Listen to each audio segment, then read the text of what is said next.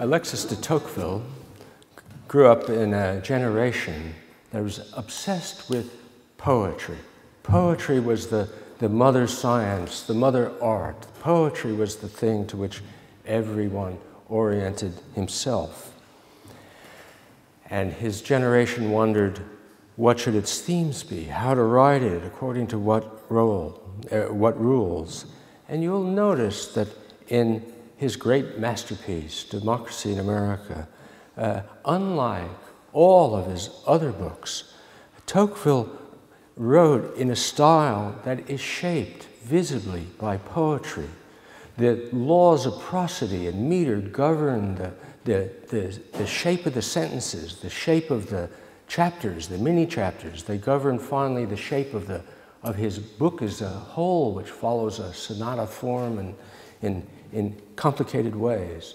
And the rhythmic qualities of his book, which, as I say, differs from everything else he wrote, the rhythmic qualities of his book allow him to generate a special emotion from time to time.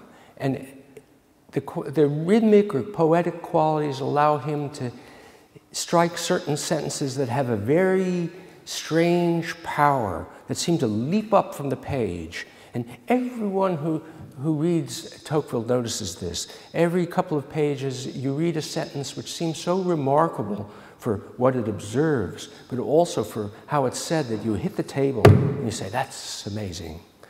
Some of those sentences are aphoristic. He utters a truth, and others of them, which are the strangest of all, are prophetic. He seems to prophesize something that will happen hundreds of years ago.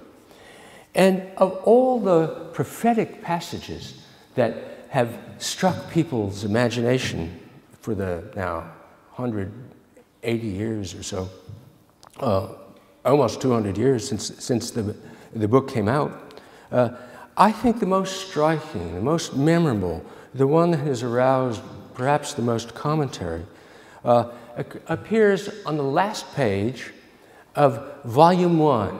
The book, Democracy in America, is 2 volumes. Volume 1 came out in 1835. The last page is the single most dramatic place in the entire work.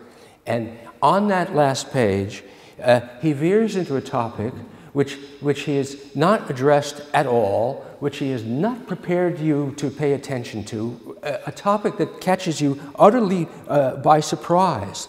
The entire book until then has been about America and the Americans. He hasn't talked very much about other countries. There are a few comparisons to England, but most other countries go unmentioned. And so it's about America and Americans, and suddenly he says, on the last page, there are today on the earth 2 great peoples, 2, who, coming from different points, seem to be advancing toward the same goal. These are the Russians and the Anglo-Americans, that is to say, the English-speaking Americans. And then he goes on to compare these 2 peoples. And he says, the Americans are struggling with nature to build things, and the Russians are advancing with the sword. And he says, to attain his goal, the first, meaning the American, relies on personal interest or private interest, and allows it to act without being directed. All the strength of his reason, and the second, the Russian, concentrates all the power in a single person. The first, the American, has for its principal mode of action liberty. The second, servitude. Their point of departure is different. Their ways are diverse. Nevertheless, each of these people seems to be called by a secret design of providence to hold in his hands one day the destiny of half the world. So it's a very strange passage. Now, why did he write this? And I'm going to address this question But allow me first to say that there's no place on earth more dramatic and no place in all the history that has taken place since Tocqueville wrote this book, more dramatic for asking this question than this university hall in Kyiv in 2014. Kyiv, the capital of a revolutionary Ukraine that is under attack by Russians. Tocqueville wrote Democracy in America because he himself underwent the experience of a revolution. And this was the revolution of 1830 in Paris. Tocqueville was 25. He had just completed his law studies. So he was essentially a student. You will remember, the French Revolution broke out in 1789 and was very quickly a failure. It descended into the Reign of Terror. It conjured up a civil war within France. It led to the military dictatorship of Napoleon, who launched a mad war across the whole of Europe, causing a vast amount of death and destruction to many places, including his own country, a calamity. And at the end of this calamity in 1814, the royal family, the Bourbons, the family of Louis XVI, who had been guillotined, came back to power. Louis XVI's younger brother became king. He died, then his brother became king. So the Bourbon family was back in power. And they tried to be decent in some ways. They ruled with a charter, an aspect of constitutional rule. So they were more limited in their power than the Bourbon family had been previously, but still, it was the old monarchy. It was the old system.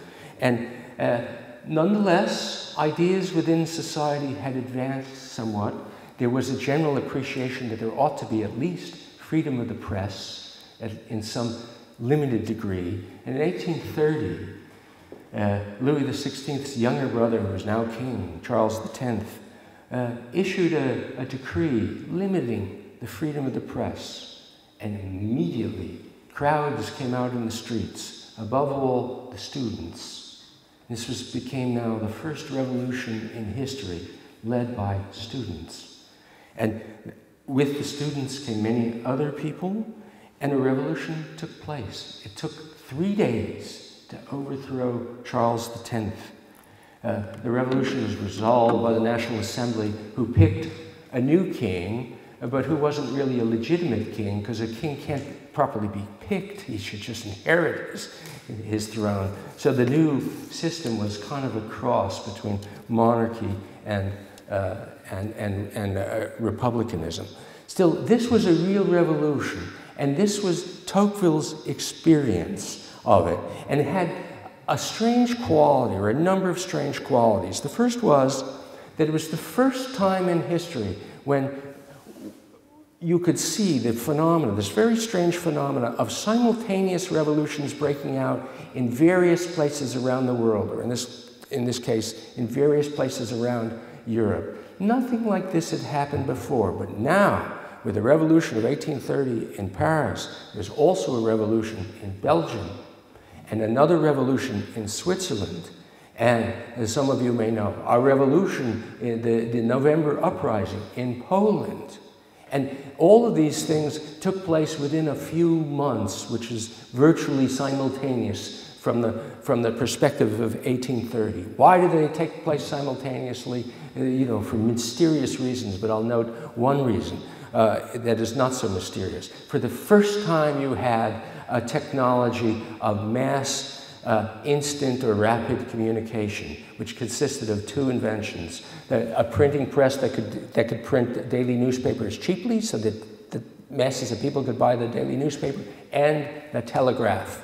So between the telegraph and the daily newspaper, the cheap daily newspaper, you could have an excitement that spread from one capital to others around the world. Now, let me explain that when you find yourself in a revolution of that sort, the emotion that presses upon you is very strange and very intense, because you're aware that you are participating in an event. This is the experience of Tocqueville's generation. You're aware that you're experiencing a vast event. You're aware that forces larger than you can imagine have come into play. You're aware or faintly aware that it has international connotations. So you get the impression that the destiny of mankind is in play. You get this impression very strongly. You get the impression that enormous changes are at hand. You certainly get the impression that enormous changes are at hand in regard to your own life, that your own life is going to be turned upside down. And so you find yourself riding as if upon an ocean wave of these events and impressions. Then you find yourself, or typically you find yourself in one other very difficult situation, which is you're in the middle of this revolution, you're taking part in it, or you're standing on the sidelines and observing it, and you're trying to make up your mind, and you discover that you're in an intense crisis with your own family, with your own background, that your mother and father think one thing, you think another thing, the family direction is this way, you want to go that way, or you wonder whether you want to go that way, and you have a personal crisis. And this is absolutely the rule. Now, of everybody who has gone through such an event and has undergone a personal crisis, I think that Alexis de Tocqueville was the person who, at age 25, went through all this, was the person who dealt with this crisis most creatively. His crisis was extreme, and that was because his own family were ancient French aristocrats, and the family was tied to the Bourbon monarchy that had just been overthrown. They were tied to the Bourbon monarchy by belief, by political belief. They were tied by custom. And they were tied by religious reasons. This was their interpretation of Catholicism. That was proper to be loyal to the legitimate king. And they were tied also because during the revolution of 1789, before Alexis's birth, Alexis was born in 1805. But during the revolution of 1789, his parents and the larger family were loyal to Louis XVI, who was guillotined. And then, during the Reign of Terror, Tocqueville's father and his mother were imprisoned. And other members of the family, the cousins, were guillotined. The family of Tocqueville's mother were guillotined, and Tocqueville's father and mother themselves were just waiting for themselves to be guillotined. Then Robespierre was overthrown. The Reign of Terror came to an end, and they exited the prison. Tocqueville's father was famous for having had his hair turn white, although he was a very young man.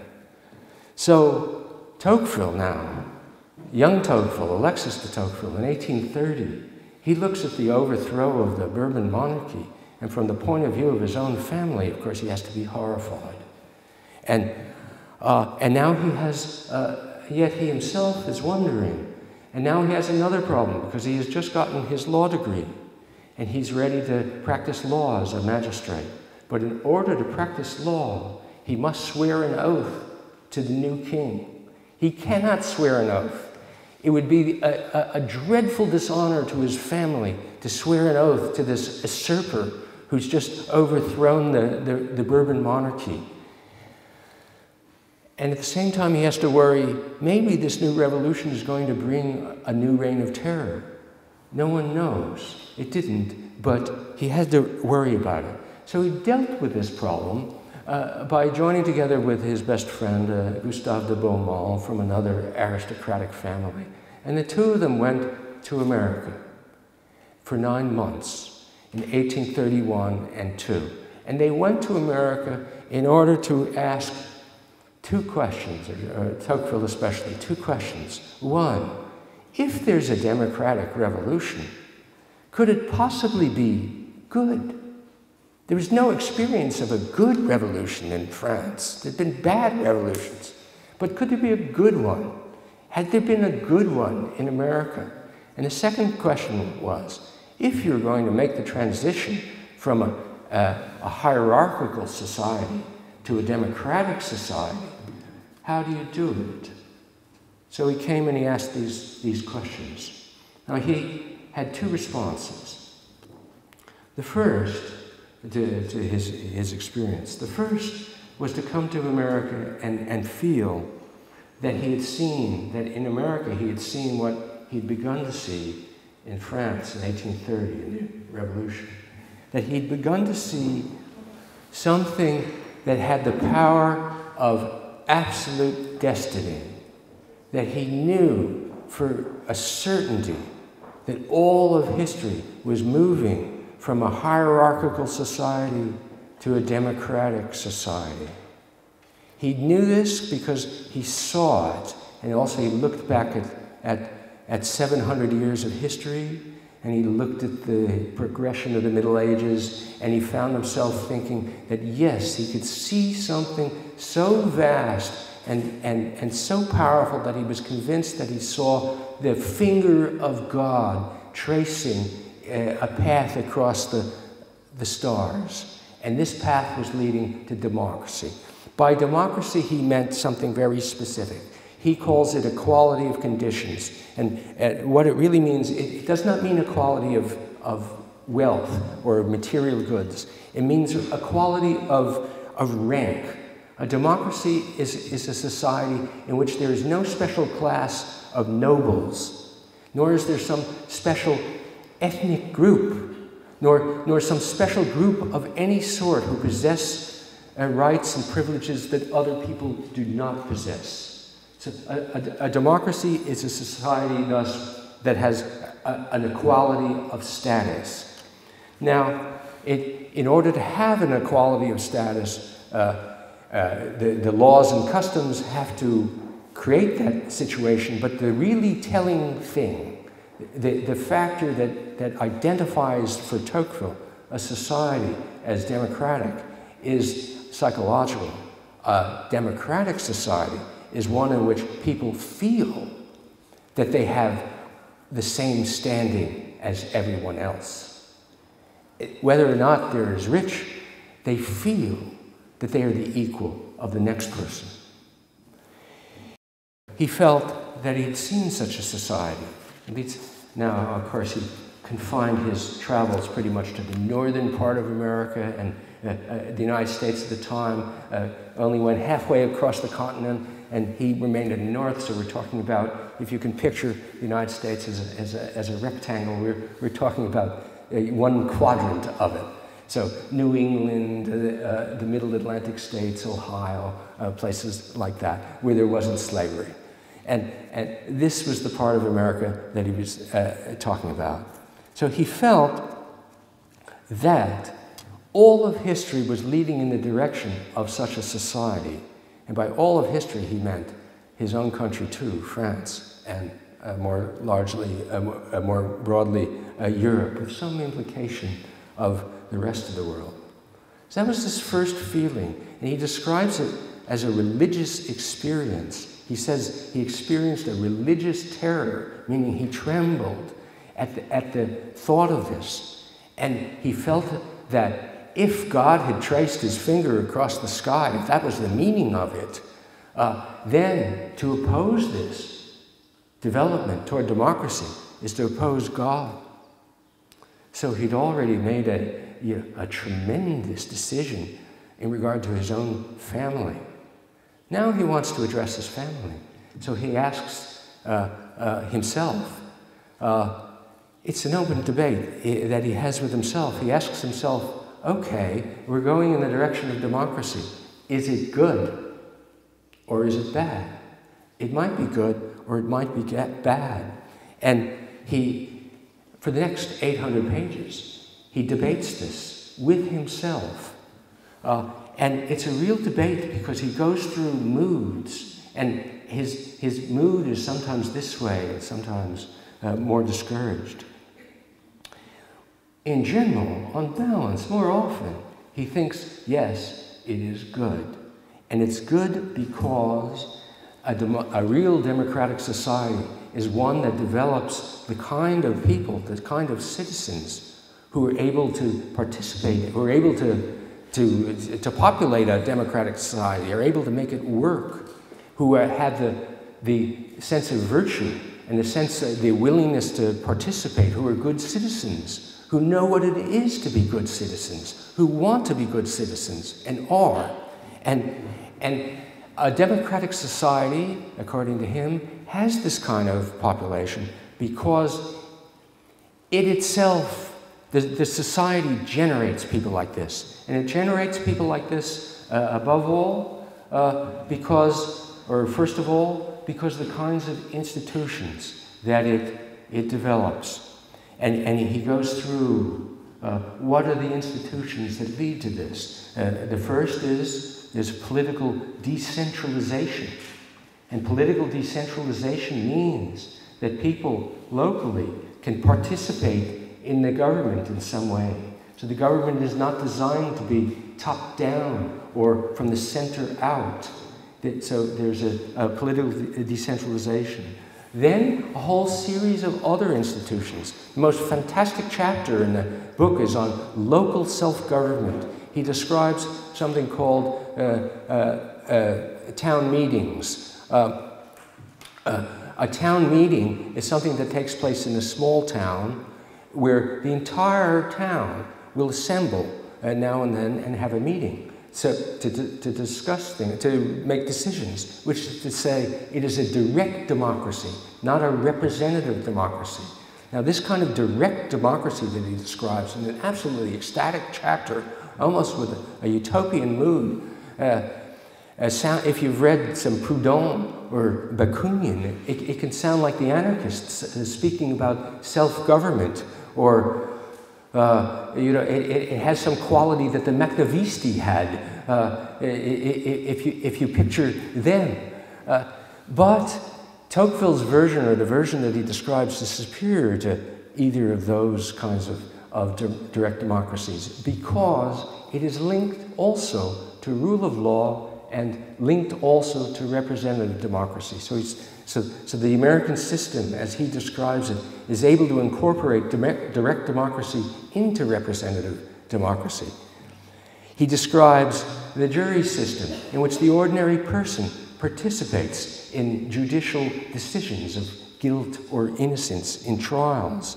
He describes yet another aspect of participation, which has nothing to do with the state and nothing to do with legal systems, which is voluntary associations. So people join together because they're in favor of some reform or other, or they're in favor of something. And instead of petitioning the government to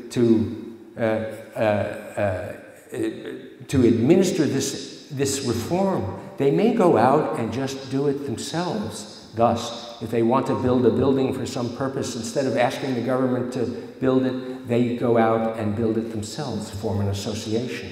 He laughs at one of them, and it's interesting to see. He sees what is called a temperance movement, marching by in a mass march. A temperance movement is a movement that wants to ban alcoholism and wants to get people to stop drinking. And he reflects that in France, if there's a problem with too much drinking, people will petition the government, meaning the central government in Paris, to come close the bars. And they'll wait for the government to do it, or not. But in America, the people just go out and march in the streets, demanding it of their fellow citizens. They're not demanding it of the government, they're just demanding it as a social reform. And he found himself laughing. What a ridiculous movement, he thought. And then he had a second thought. He thought, no, actually it's very impressive, it's moving. Here was something, excessive drinking, that required a reform. And the people just took it into their own hands to create a reform movement, which is not the state, they just did it themselves. It's a movement from the bottom up instead of from the top down. So these are what he describes as voluntary associations. And then these kinds of institutions, the voluntary associations, the juries, the town meetings, all have the effect of, have a double or triple effect. They allow people to participate, but they also train people to participate. So by participating in these things, you learn how to participate. You learn how the government works. You are the government. Or you learn how social reforms are made. You are making them. And by participating in a jury, you learn what is the law? What is the meaning of the law? So that the nature of government is demystified. And these kinds of institutions have then an educational quality. He reflects that in some ways they lead to less efficient administration than the kind of government he knows in Europe. Where in France there's a very efficient administrative system, and more efficient than what he sees in America, but it leaves the citizens in France stupid, not knowing how to do things themselves, and leaves them in a frame of mind that he describes as servile. They're waiting for somebody else to do it for them. Whereas the participants in these kinds of institutions, in the America that he's describing, are themselves doing it, know how to do it, have become intelligent about doing it. So these kinds of institutions then create better people. Then he goes on. He sees a new spirit of business or commerce in America, where he sees people and he admires them. Being rash in business and boldly going out and doing something really new. He marvels at how American shipping is beginning to conquer the world in a commercial sense. And why is it? Because they're so bold. And he finally realizes that there's a grandeur to this, which is a great leap for an aristocrat like himself, because aristocrats are not supposed to work, you know, and certainly not supposed to admire business. But he sees a grandeur in it, and he thinks that America, the democracy in America that he's seen, has invented a grandeur of a new kind. France had a grandeur, but it consisted of Napoleon's army, which wreaked nothing but destruction. And America has a grandeur which consists of businesses that, like Napoleon, are conquering the world, but doing it constructively. And so he admires that. He sees a new kind of family life that results from all of this. Because if you've eliminated the different conditions, if you've eliminated rank, then you find family lives in which it's no longer the case that the older brother has more prestige than the younger brother, because in the old system, the older brother is going to inherit the title, he's going to inherit the land, all the prestige is going to be his. So he's at one level, the younger brother is at another level, the father holds himself above distantly and is cold. Whereas in the democratic family that Tocqueville describes, everybody is sort of equal. The brothers are equal.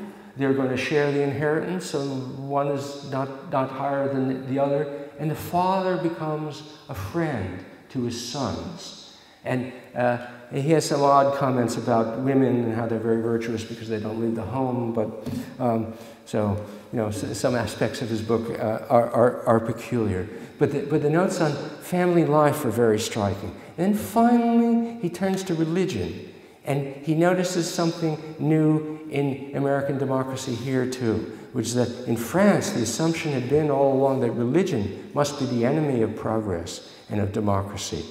But in America, he notices that the churches are the friend of progress and democracy. And then he notices that democracy is the friend of the church, that the churches prosper, whereas they wither in France.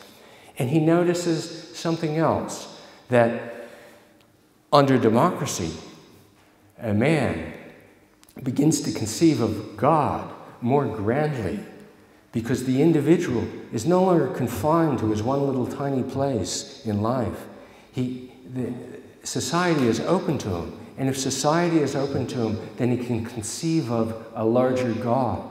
So he has a grander God, And by conceiving of God more grandly, he conceives of himself more grandly. It's a moving idea. Then again, as I say, he is arguing with himself. So he tallies up all the things that seem to him horrendous and dangerous. He sees that democracy might lead to a different kind of tyranny, the tyranny of the majority.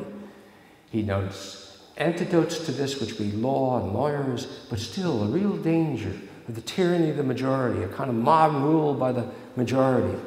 He notices a tendency toward conformism of thought. He's horrified by this. He finds one person after another uttering the same opinions in America, a horrible conformity.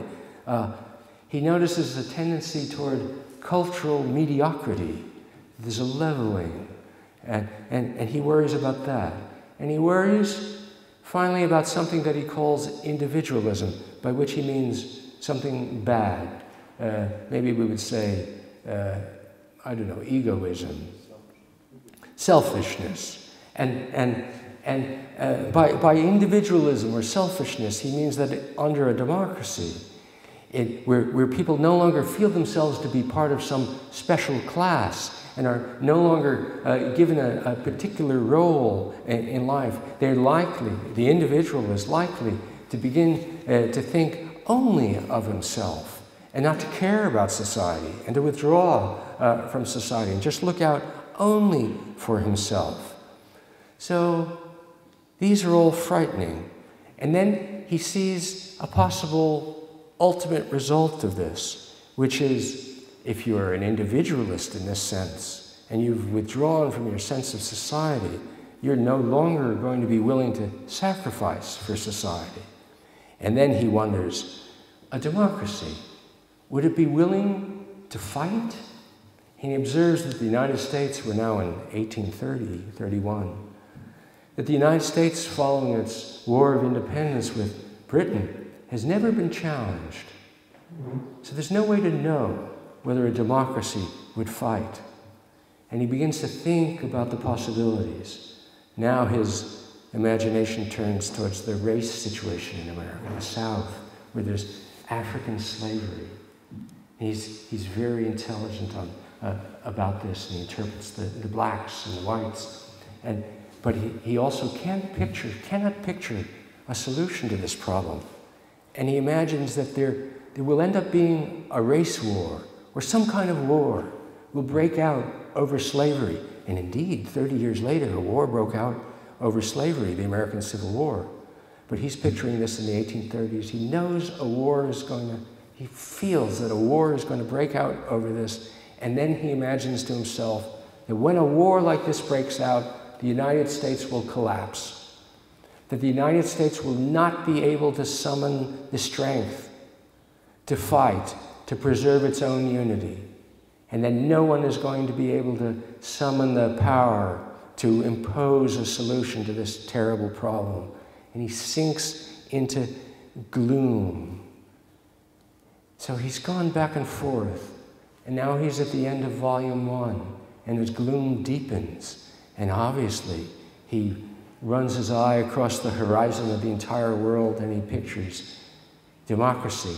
And he says, is democracy going to triumph? And then his eye runs in this direction, and he sees Russia. And he thinks, this is what's happening. That in the future there is going to be a gigantic conflict of the American principle of liberty and self-government and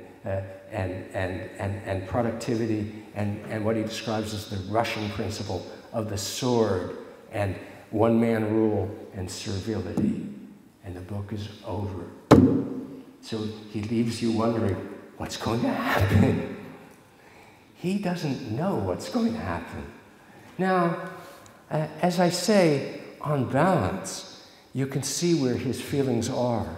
He's wild with enthusiasm for the democracy that he's seen in America. But his dark moods sometimes overcome him, and he cannot quite decide. He's conducting this debate honestly with himself, but it's obvious that he's also conducting the debate for the benefit of his family and his social circle. He wants he wants to give the aristocrats, the champions of aristocracy or monarchism, every possible argument and rebut it if he can. And some of them he can't.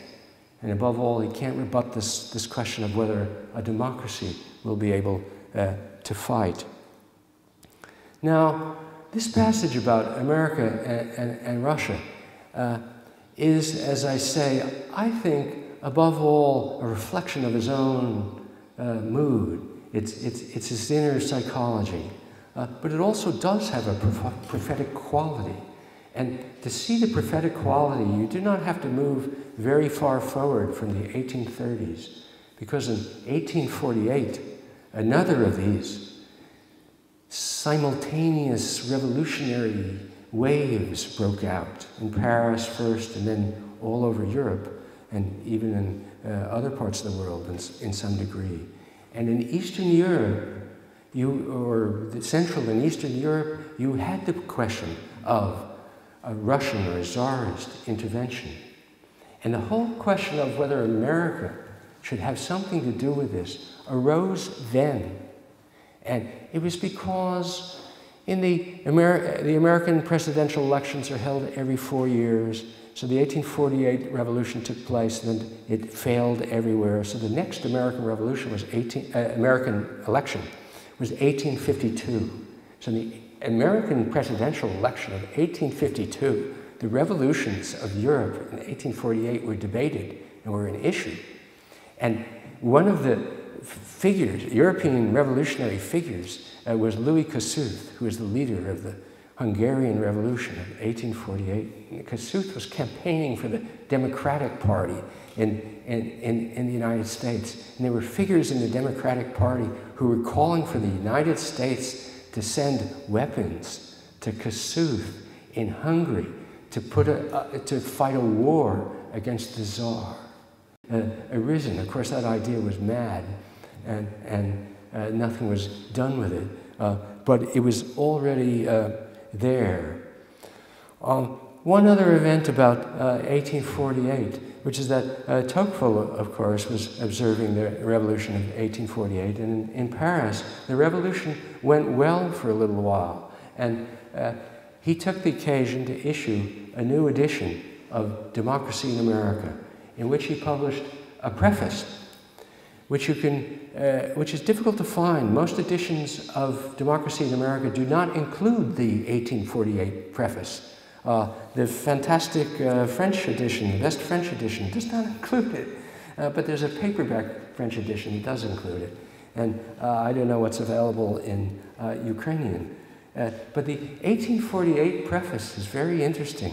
It's obvious that Tocqueville is now, it's as if he's clarified his relations with his family. You know, he's no longer upset about whether his father and mother would think, I don't know if they were still alive. Probably not. And he's his own man. He's more confident of himself, and he's very excited. And he wants to say, so the new revolution has come out. And it's as if he holds up his book and he says, I was right. Meaning, democracy is coming, it's inevitable, it is the finger of God, and it can be good. This is what I see when I look at Tocqueville in Kyiv in 2014. As I say, it's impossible to find a more dramatic place to read Tocqueville than right here, or to talk about him. Because the revolution in Maidan, this revolution, which is your revolution, is absolutely a classic European revolution of the type that began really not in 1789, but in 1830. And the revolution in Maidan is a direct descendant of the 1830s in France, even in its style. And the 1830 revolution had many qualities, the students, but there was a little aftershock of it, which took place in 1832, a failed additional revolution, which is the revolution you can read about in Victor Hugo's novel, Les Miserables. And that revolution is the first time in history you see barricades going up in the streets of Paris. And this is before photographs. No photographs of, you can see photographs of the barricades of 1848, but not of 1832. But there they are. And of course, the other day as I'm wandering around the square and I'm looking at the piles of tires and bricks, and I'm realizing this is it. This is the absolute classic statement. And it's not that the barricades are, from a military point of view, to put it that way, so effective. But they are a statement, they're expressive. And they're just one more indication of the classic nature of what has been happening here. I conclude with this one thought. You know, many statues of Lenin have come down, and I would suppose that there must be many pedestals that are now empty, or parks, plazas with a place for a statue that no longer has a statue. And I make a modest suggestion to you that one of those empty pedestals should be filled with a statue of Alexis de Tocqueville, because he speaks to the American situation, the American problem, and he speaks to your problem, and which is how to make the transition to a democratic society, and how to make sure that that the transition goes well, and how to make sure that the revolutionary result is a good result and not a bad result, given that either is possible. So, thank you.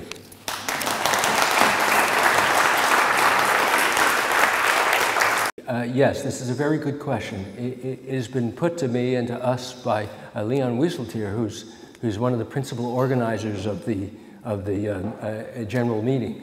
So I'm glad for this question. He does speak about American identity. Some of what he says about it is confined to a kind of ethnic generalization about really the English, what happens to the English when they emigrate across the Atlantic Ocean and become Americans. He seems to prefer the Americans to the English, but it's a kind of ethnic generalization. But he also makes a larger theoretical point, which is that the American, and I should have said this, the American institutions that I've described, the self-government that is permitted by decentralization, the businesses that arise, and perhaps above all, the new sense of religion that arises, and the new way of conceiving God more grandly than before. All of this, in his mind, creates an identifiable culture or personality, which is that of the American. And so he does see a national identity in it. In some other writings of his, he compares national identities in a very amusing way, because he, in one of his early essays about his trip to America, he describes traveling through the American Northwest in a region bordering on Canada. Now, you'll remember that Canada was originally settled by the French. Later it was conquered by the English, but the population of Canada in this period, the 1830s, is largely French. And he notices that the French Canadians had not created a democratic society. So you don't get a democratic society just by moving across the ocean. They have not done it. They're living according to the old traditions. And he notices that what has resulted from this, which is that the French are afraid of moving away from one another. They live much more closely condensed, so land value is much higher. They pay a lot more for land because they're living all together. And they're, from a business point of view, inert. They're not adventurous. They're not rash and brave in their business efforts. The Americans, the Anglo-Americans, the English-speaking Americans, are venturing into the wilderness to make new farms, and the French Canadians are not. And so he sees a definite. This is I think the largest, or one of several national comparisons that he makes to show that yes, you can end up with national traits, and the American trait that he sees is dynamic, but it is a trait, and the French-Canadian trait that he sees is inert, and it is a trait, and these traits follow from or are in accord with the institutions that the several peoples have constructed. I guess what I'm asking you is that he has these types of traits, he has these national characteristics and types of traits, but he doesn't have nationalism yet, right? In other words, there isn't American nationalism in the sense that, or any nationalism, because he was writing before it, I guess. He's not writing before it, but so the question is there an American nationalism? So I'm asking, what is nationalism? He notices that there is certainly an American pride, which he laughs at, because he notices that if you criticize America to an American, you'll have hell to pay, and so he laughs at that very easily, and he shrugs it off, so there's an American pride, but there isn't really a sense of America as a national group in conflict with, let us say, the Europeans. No.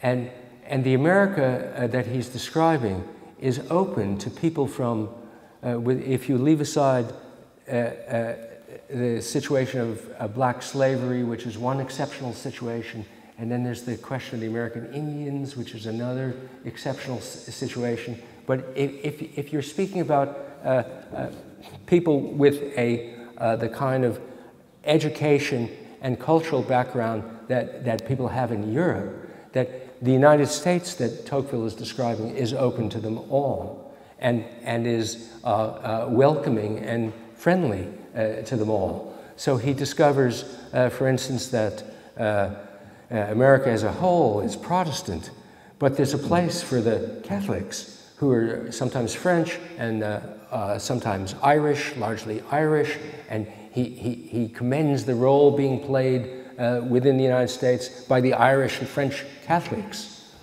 Similarly, he sees that in America there is a tendency to be able to sympathize with other peoples around the world who may be oppressed. So he finds himself attending in 1831 a solidarity meeting somewhere out west, in the American West, by Americans for the oppressed of Poland, because the Poles have lost the uprising of the November uprising of 1830. So he sees this kind of openness. But of course, there is black slavery, which is grotesque, and then there's the tragic condition of the American Indians. So America has its dreadful flaws, but in principle, the democratic quality is not a nationalist one. It's not a destiny of some ethnic group or national group, the Americans. It's open to everybody. The question is well put. This is a period when the American Indians still dominate a large part of the continent, and the European, what he calls the European population, the Anglo-Americans, begin on the east coast, the Atlantic coast, and are moving progressively westward. And as they do, they come into conflict with the Indians. And he writes about this really brilliantly and movingly. He weeps for the Indians, and he describes seeing the Indians, a group of Indians crossing the Mississippi as they're fleeing the whites. And his description of this is just heartbreaking, because the Indians are crossing the river on rafts, and they've left their dogs behind. And when the dogs realize they've been abandoned, the dogs start to bark. So the Indians are crossing the river, the dogs are barking, abandoned, and it's just to weep. And so he understands the full tragedy of it, but he also understands the extreme difficulty of coping with it. He does, because he explains, first of all, why the Indians are fleeing. The Indians are fleeing not necessarily because they've been persecuted. The Indians flee because as the European farmers advance westward, when they create a farm, if they carve out a piece of the wilderness and build a farm, it means that the animals, the wild animals, flee because they can't survive on a farm. They need that full wilderness. So the animals are fleeing ahead of the pioneer farmers. And as the animals flee, the Indians, who are hunters, must follow the animals. And so the only solution for the Indians is to give up hunting and become farmers. Then he explains that white society, in general, would accept the Indians as farmers. The Indians are invited to join white society and be farmers. But they have no educational background in farming. They don't know how to farm. They're hunters. They have no skills at farming, so they can become farmers. But if they become farmers, they immediately become the lowest, poorest, most miserable farmers. So they are invited to join white society, but in the nature of things, they're invited to join it only at the very bottom. So they were offered, in short, humiliation. So they're given a choice between flight and the continuation of their own manner of living, or humiliation. And they choose flight. And yet, that is his account of that. He doesn't so much discuss the Indian wars in which massacres take place. And after all, it's not so much what destroys the Indians is not so much military action as this economic development, which leaves no place for the Indians. And he's very touching. As long as you've asked this question, let me speak for a moment about the blacks, because he has a fantastic chapter called The Three Races in America, meaning the whites, the Indians, and the blacks. And he explains that the Indians are welcome to join white society, but prefer not to. The blacks are demanding to join white society and are forbidden to. So it's a complete, it's a complete contradiction. And his sympathy for the blacks is again total, though he understands that the whole structure of society is also devastating to them too, because the structure of society in their case is designed to give them a bad opinion of themselves. So the blacks must struggle against the opinion that everybody has of them, which is that they are inferior, which then they incorporate into themselves, and must struggle again, must engage in this cultural struggle. Tocqueville, does not think that blacks are inferior. He has no doubt that everybody is equal. But he understands that the cultural message is being delivered to the blacks who want to get into society or refuse to think poorly of themselves and are just in a devastating situation. So he cannot imagine a solution to either of these problems of the Indians and their place in American life, or the blacks and their place in American life. And it's part of what leads him to the gloom that finally makes him think about Russians. Okay, thank you. I can't speak to the Ukrainian situation, but I can comment on what Tocqueville thinks. And Tocqueville does admire the American Constitution, but he's very clear that a piece of paper by itself does not suffice.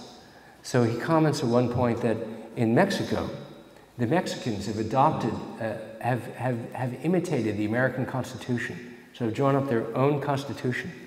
But it's just paper, because they have the letter of the Constitution, but they don't have the spirit of the Constitution. For him, the spirit is generalized among the population as a whole through the mechanisms I've just described. That is, the ordinary person learns the qualities of citizenship by participating in town meetings and voluntary associations and this kind of thing, by being an activist. And at the same time, Tocqueville has a great admiration for lawyers and lawyers as a class.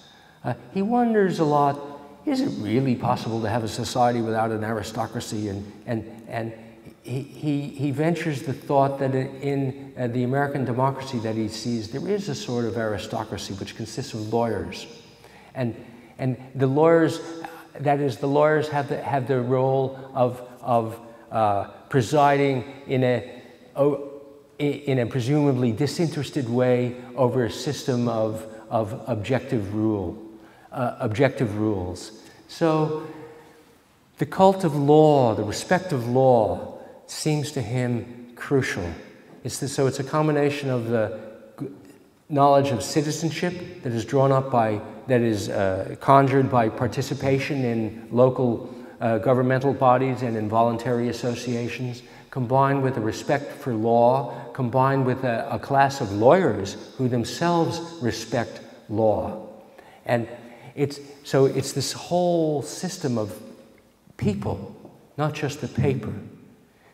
I would think that Tocqueville would think that if you were going to rely just on getting a good document, you might well end up in what he describes as the Mexican situation, in which you have no progress at all in Mexico of 1830. They have a constitution that seems excellent, but they don't have the spirit of it. The crucial thing is to have the spirit of it diffused among the people. I really did the same question, which is what makes for a successful revolution instead of a failed one, according to Tocqueville. So I think he was transformed by his trip to the United States because, after all, no one in Europe had ever seen a successful democracy. It was an idea. It was a utopian project. There were many mad notions of how to go about it. The one substantial effort to build something like that was the French Revolution of 1789, which ended up a catastrophe. So all that anyone knew for a fact from having seen with their own eyes was that the project was undoable, and yet people wanted to do it. So Tocqueville was transformed by his recognition that in the United States it had been thus far, until 1831, a success, and an admirable society had arisen.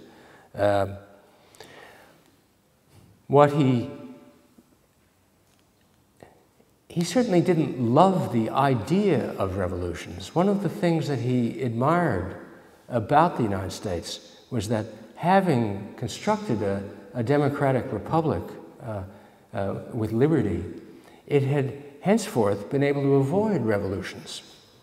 And one of the aspects of a democratic republic that recommended itself to him, and that he was recommending to his readers, and I think to his family, was that if you have such a society, democratic, with rule of law, you don't have revolutions anymore. Now, if you're the Tocqueville family, whose members of which have been guillotined and imprisoned and so forth, a society that doesn't have revolutions anymore sounds great. And if the way to get such a society is, however, to abandon one's own aristocratic privileges and just enroll as citizens like everyone else in a democratic society, maybe it's a good deal. Because you'll be merely citizens like everyone else, but then again, you won't be guillotined. So he did think that. What should be said to the Ukrainians you know, it's not for me to say, but Tocqueville says it.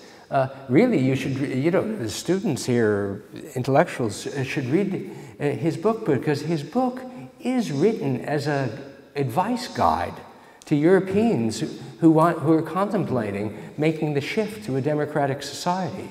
And it bears precisely on questions of what to think of a constitution. Is a constitution good enough by itself? And what exactly should be done about political parties and this kind of thing? And I think what you get in Tocqueville is a broad horizon of things, and that his answer is that it is no one thing in particular. It's only a demagogue who will stand up and give a speech saying, I have the one thing that's going to solve the problems of society, which is, you know, the perfect constitution, or perhaps my own rule, or some single individual reform. And he explains here, no, it's the whole panoply of things, all to be infused with the democratic spirit, meaning the equality of status of everyone, and this crucial quality of participation that leads to a sense of social and civic responsibility. Yeah. Okay, thank you very much.